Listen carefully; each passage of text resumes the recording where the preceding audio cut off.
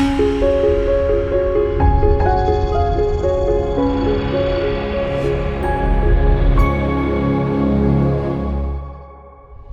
move the amendment, Mhairi Black, who's the candidate in Paisley and Renfrewshire South.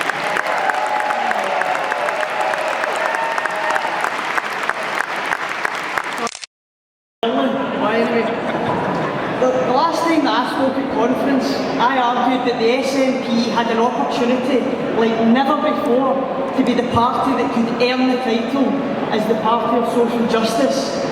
I can't tell you how good it feels to be standing here knowing that every day we get closer to that general election, we are earning that title day by day.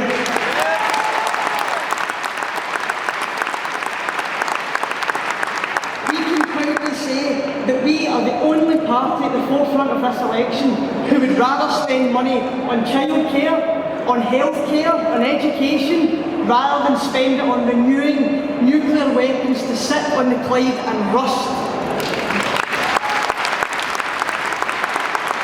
We can proudly say that we're the only party at the forefront of this election that are genuinely committed to ending the inhumane and ineffective austerity agenda, the crusade of cuts that both the Conservatives and the Labour Party seem hell-bent on implementing. The thing that we can be proudest of, though, is that despite all of this austerity, the SNP have managed to maintain policies that care about people. Something like the abolition of tuition fees, free prescriptions, increased childcare, free personal care for the elderly. These policies are all milestones on our journey to becoming the party that stands up for all people and not just a privileged few.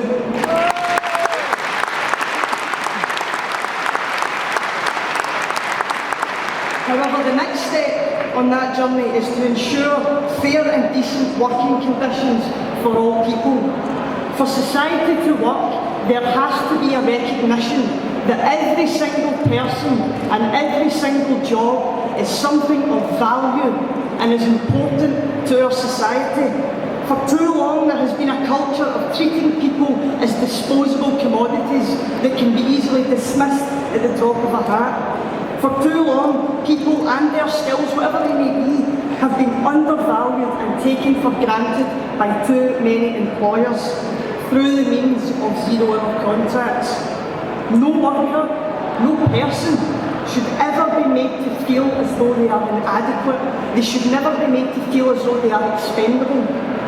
No person should have to feel as though they should be grateful for the odd hours that they may or may not receive.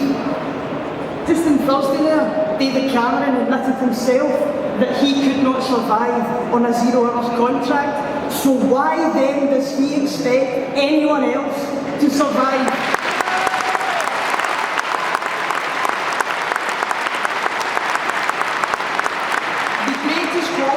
About all our policies has been that we implement dignity and respect to all people. That's the hallmark of free personal care for the elderly. We now have a responsibility to ensure that that same level of dignity and respect is felt by those providing the service as well as those receiving. It's for this reason I would urge conference to accept the amendment that those employed in the home care sector should not be employed on zero-hour contracts but should be given the security of set hours. Thank you.